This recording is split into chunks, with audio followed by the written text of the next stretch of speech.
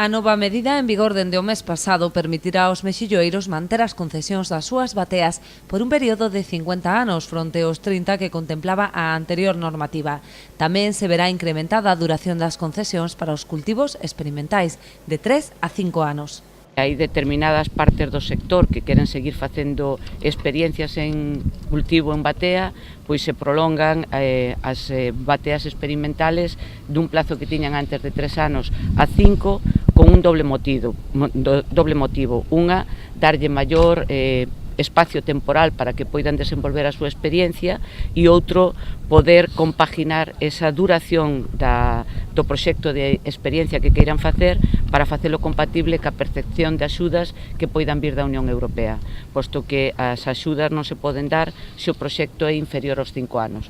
A ampliación implicará unha maior seguridade xurídica non só para os acuicultores e as empresas, senón tamén para os inversores do sector.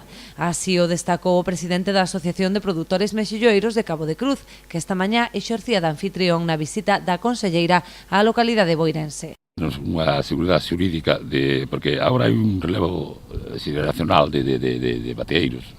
Lógico, a vida sigue. E xente que empezamos xa fai moitos anos, agora pois queremos que os nosos fillos sigan bebindo do produto, do que foi o traballo noso de toda a vida.